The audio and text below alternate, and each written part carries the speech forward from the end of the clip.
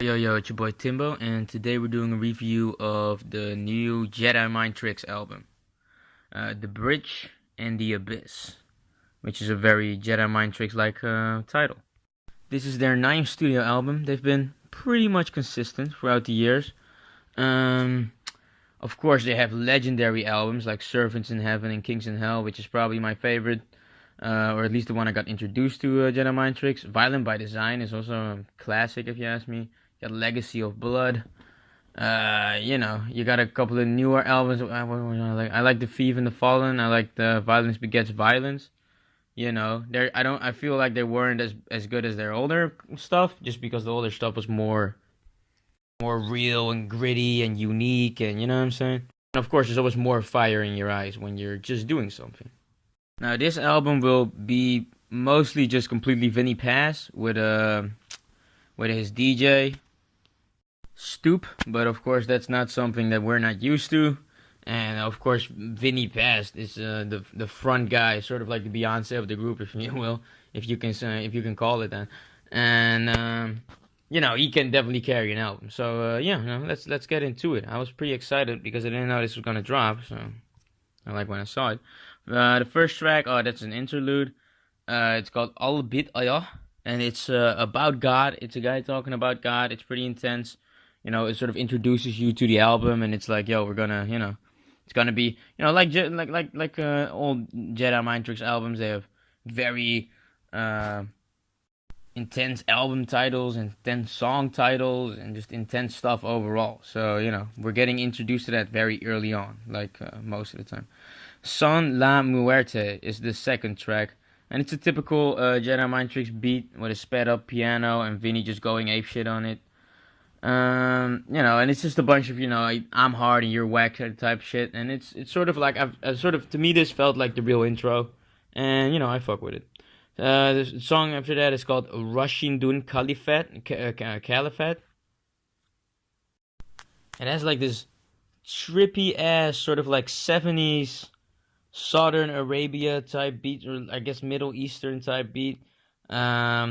You hear a high-pitched sound going throughout the entire record. It has a 70s-like hook. You hear some guitars. You might even hear like a flute here and there.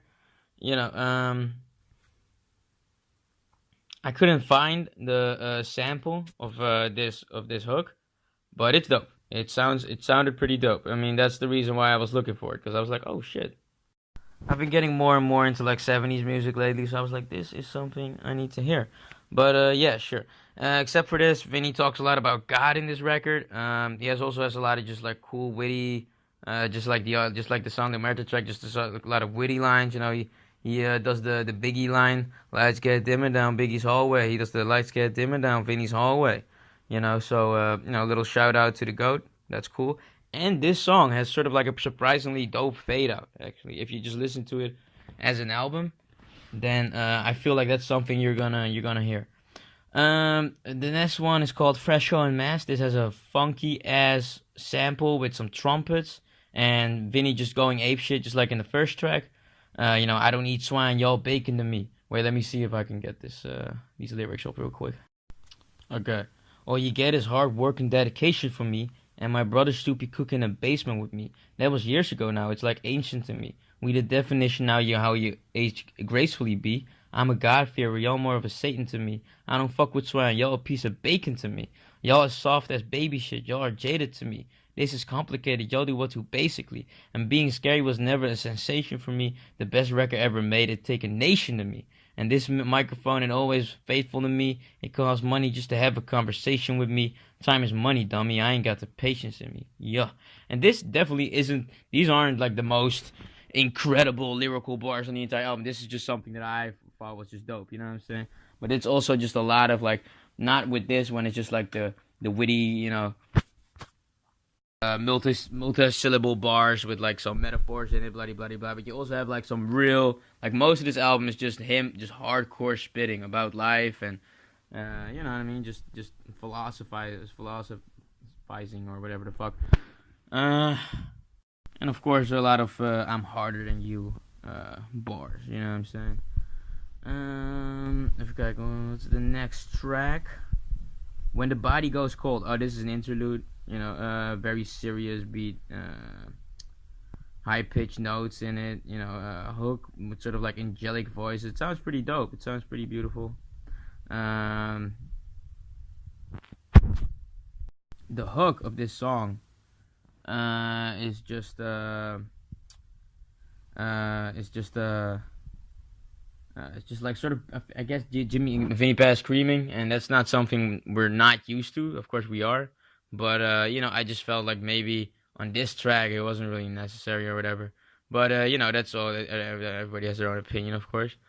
What She Left Behind. This is a very, very, very serious track, and this probably is like, if your favorite album of Jedi Mind Tricks was Servants in Heaven, Kings in Hell, this track is probably your favorite track. You know what I mean? Because that album had amazing tracks like Razor Blade Salvation, and this is sort of the same ish, you know what I mean, but different. It starts off with a news report of a dad who I think killed somebody or killed his family or something, and then Vinny just goes in on pretending to be, I think, like someone he's sort of like influenced by Vinnie Paz's dad, I guess, but I don't think it's like literally his dad, but I think it has something to it. Vinnie Paz is playing in character, and it feels very, close by home. The dad in the beginning, you hear the dad just screaming like, "This is my house, and if nobody respects me, and it ends with him pretty much trying to kill his family and his daughter and blah blah blah. And I don't want to spoil too much of it, even though I pretty much already did. But that's why I don't want to go too much into it. But what I found was really dope is that sort of you can see it you see it all from the dad's side, and it's not hard to imagine that what kind of terror the mom and the kids must go through. But you also have like a little part where the dad is like, I'm the victim. I used to be abused by this, and I used to do that. It sort of shows that all of this, in a lot of ways, is a victim mentality. You know what I mean? And it goes in on this type of abusive relationships or whatever. I feel like in a way that a lot of musicians don't. So that's something that you can count on Vinnie Paz for, and that was pretty dope. So the next song is called Death Toll Rising, and this is just like one of the first tracks, one of those tracks where I guess you could call it a throwaway because it's not as deep as all the other ones, but it's just Vinny just fucking going ham, and that's one of the things that I like the most about Jedi Mind Tricks albums. A lot of fucking crazy ass bars in here. You talking gunplay? Well, let's play with them guns. This is the first verse, by the way. See, Allah don't like ugly, and you stay in the slums. Perchance to take flights while you begging with bumps. The cold of the black virgin isn't safe in the sun. Heckler and Coke, black ski mask and an onion. This motherfucker cracks a smile like he's laughing at something. Take this betting man hard like I'm snatching it from him. You ain't smart enough to understand assassins is coming. You know what I mean? You got another one that's really dope right here. Let me just, something about Punani rap. Well, let me chill for a second. Here we go. You the main producer of predictable Punani rap. Chamber pressure pushes the bullet and pushes the body back. You cooking in the kitchen but avoiding the chef. I'm like Heisenberg, mastermind boiling meth. Homies have to take a L. It's unavoidable death. He just goes in. That's all I'm trying to say. And I'm giving way too much time for this for these verses because this is a big ass album and I don't want to fucking make it longer than I always do. Next one is called She's the Skin to Receive. This is an interlude. Not really a lot to say. A guy called Yes Alexander is singing on this. Doesn't sound bad. Doesn't really sound interesting to me either. It's just whatever. Really trippy, mysterious beat. I like the beat on this though. Like I would have loved seeing this beat and Vinnie Paz just spitting on it. It sounds like a bunch of like mysterious fog going through your speakers, and high pitched piano, and there's even some guitars in there, and it just sounds dope. It just comes together really well. Certified Dope, that's another track. It's another one where it's just raw spin. It has like a rock beat that I would sort of see the Roots sort of taking. It was sort of like the Roots type rock beat. It's kind of gritty, more gritty than most of the Roots tracks, I guess. More of a Jedi Mind Trick in that verse. Vinny is just freestyle spitting, and a pretty dope, actually sort of weird new age like rock hook but it did sound dope. Honestly, it didn't. Most of the time, I feel like that would come off very generic and cheesy in a hip hop track, but here it worked. If you ask me. Next track is called Hell's Henchman. Um, Sort of the same thing actually. The only thing was kind of weird about this is that the hook is sort of like a Jamaican-ish hook, I guess. But the guy on it, I don't know if the guy's Jamaican. Just keeping it real. Like it sounded kind of weird a little bit. Like it sounded like a dude screaming in sort of patois Jamaican. But I mean, like the dude didn't really sound that Jamaican. But I mean, maybe I'm wrong. You know what I'm saying? I wasn't. This is a dope track, but it wasn't necessarily my favorite. Let's put it like this. Next song is called God Forsaken. Sped up beat. Got a girl screaming in the back while Vinny's just spitting his ass off. Really, really dope. I want to sort of speed it up a little bit because I'm already taking way too long on this album review, and I want to keep it a little shorter in the future. But the next song is called Legacy of the Prophet, and I have to fucking talk about this track because rest in peace, Sean Price is on here, and he spits back and forth with Vinnie Paz. Rest in peace, of course. You gotta. This is the first track that's not a Vinnie Paz solo on the entire record, by the way. You got a girl sort of wailing in the back, like you know what I'm saying, and fucking Sean Price starts it off by fucking spitting over there. You got some violins in there, a cool kick snare, very cool sort of bass, sort of bass, yeah, sort of a cool bass going through it. Very cool hook. Vinnie Paz and Jean Price going back and forth. Lord Finesse is sampled in there. It's just a really dope song. Next one is another interlude with the Yes Alexander thing, whatever, trippy and short. You have one devil with 5 angels. You hear a big contrabass playing in the beginning. Then it gets switched out by a gritty sampled piano beat. Vinny spits fire and dope piano vocals and a dope hook. Next one is called Marciano's Reign. Okay, this one is super fucking weird, honestly. Because when I hear Marciano's Reign, the first thing I think is Rocky Marciano, the boxer, and I also know that Vinnie Paz is a big boxing fan because I'm friends with him on Facebook or whatever, and of course I listen to Jedi Mind tricks, but so I assume that it's about Rocky Marciano, and Marciano, if he's talking about Rocky Marciano, he definitely had a reign. He was never beaten, so he definitely had some sort of a reign. But I don't hear any mentioning of Rocky Marciano. Maybe I'm wrong. You guys tell me. But I don't hear anything. And I don't like the hook. I think the hook is awful, and I don't like the beat.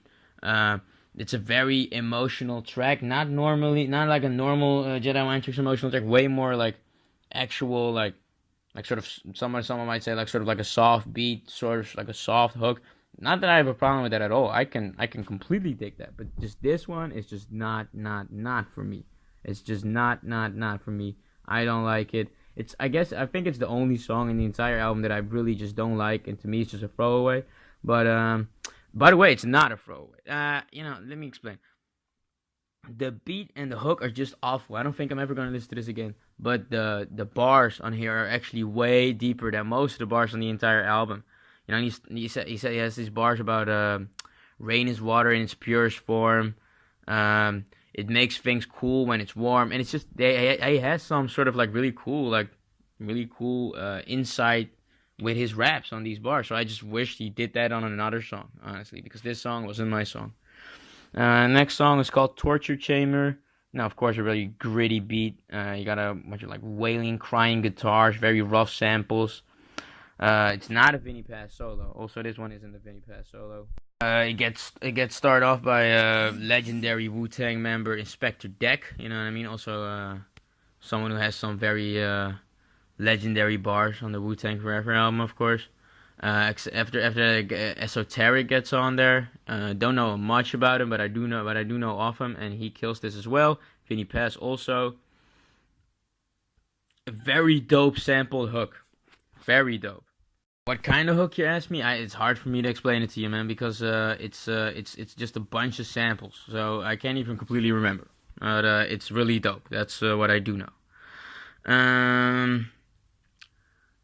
Here's a song called "The Letter Concerning the Intellects." This is sort of like, this song is pretty dope. This is sort of actually what the Marciano song should have been, if you ask me. This is kind of a good song. It's a folk type sampled song with also like a folk girl sort of singing through it. And Vinnie Paz spin on it. I think I heard like a Logic line. I don't know if he was talking about the rapper or just like about Logic, that word. I don't really care either way. Here's another song called Making a Killing. The clip that goes on here talks about genocide a lot and a lot about just terror and how are we ever going to be able to deal with all the terror that's been happening in the world for all the years and years we've been on this world and blah blah blah. And then like a very sentimental acoustic guitar comes in. A girl comes in singing a pretty amazing hook, keeping it real. She killed it. She really did. Even though nobody's mentioned on here who it's supposed to be, so whatever. But that was pretty dope. That sounded really good. You know. Oh, by the way, Vinnie Paz talks about a plant-based diet. I completely forgot about that because I kind of forgot about this song. So I was looking at what was going on. You know, he was talking about, you know, people in the leather and the meat industry are completely evil, and you know you have to eat a plant-based diet. And I was like, okay, sure, you know that's all dope and well. You know, saying that industry people are just evil and blah blah blah blah. You know, I don't disagree or whatever. What falls is fallen is another interlude. Oh no. First, the last song comes, Making a Killing. And I know that I already talked about it, but I also want to say real quick, because I completely forgot, this one also has a pretty amazing hook. That's all I wanted to say. I guess her name is Tia Alana. Don't know her, but, you know, the next time I'll see something about her, I'll check it out, just because I like the hook, you know what I'm saying? That's how it works. So, you know, I just like this album overall. Except for that is What Falls is Fallen. That's just sort of the interlude with the Yes Alexander guy that keeps going on. You know, this is like the outro. It's called an interlude, but it is an outro, so I guess that's kind of weird. But, you know, the Yes Alexander guy is singing, a bunch of angelic voices playing through that, and a sad piano. And that's it, and that kind of closes it. And it's not a bad closer at all. I just don't understand why they called it an interlude. But, yeah, if you're looking at this entire project, I would say that it's pretty good. But, I mean, that's what I expected from Jedi Mind Tricks, you know what I'm saying? And especially when it comes to the lyrical side, of course. That's why, you know, I don't want to keep going way. Every time he says something really incredible, I don't want to keep mentioning it, because then this video will be 40 minutes long. And that's what you expect. Like, anybody who's listening to a Jedi Mind Tricks album will know that you will hear some pretty dope bars if you're into that. You know what I'm saying? So, yeah. Having said that, is this better than, you know, a lot of their early stuff? I don't think so. You know what I'm saying? I might say that this is better than that Violence Begets Violence album. You know what I mean? Maybe. Or The Thief and the Fallen. I mean, I don't even really know. I'd have to listen to those again. This kind of feels like especially with the album cover, it sort of feels like a continuation of the Thief and the Fallen album. But, you know, I like this. I thought it felt just like a big thought experiment with Vinnie Paz just sort of also saying how hard he is through it. You know what I'm saying? Bunch of really dope music. You know, no turn-up beats or whatever, but this is Jedi Mind Tricks, you know what I'm saying? So that's not what we're here for. We're here for some fucking lyrical schmiracle and some hard-ass sped-up beats with, you know what I mean, grimy pianos and shit like that. And that's what you get, you know what I'm saying? That's exactly what you're getting. So, you know, buyer beware. You know what you're getting with Jedi Mind Tricks if you know anything about them. And this is pretty much what you're getting, you know what I'm saying? At the end of the day, do I think this is anything special? Not really. Not right now. I haven't really... When I went through it, I wasn't, like, in awe. I was just sort of like, yeah, that's pretty much what I expected from Jedi Mind Tricks. But that's a good thing, though. You know what I'm saying? That's why I like that Tribe Called Quest album more than a lot of those newer albums of older artists. Because they just sort of gave you what they always gave you. And that's sort of... I'm sort of like, yeah, I'm kind of fine with that. Like, if you think you can be a revolutionary and even in your 40s gives me something completely new and something that where I'm saying like, man, this guy is really ahead of his time and bloody blah, that would be dope as fuck. But if you're like, you know what, I'm just who I am and these Jedi Mind Tricks is who I am, then just make a Jedi Mind Tricks album. You know what I'm saying? And this was definitely one of those. I really fuck with it. I'm giving it a 7. You know, just because I think it's really good, but I don't think it's anything special. So I'm not really gonna give it anything more than a 7. solid project. What do you guys think? Like, comment, subscribe. Am I wrong? Am I tripping? Is this way better, or is this actually awful? And real Jedi Mind Tricks fan would know this, and I don't understand. Let me know, please. Let me know, because I'm just talking shit. You know what I'm saying? Reviewing these albums. If I wouldn't be doing this, I'd be fucking listening to these albums anyway. So let me know. Like, comment, subscribe. Peace.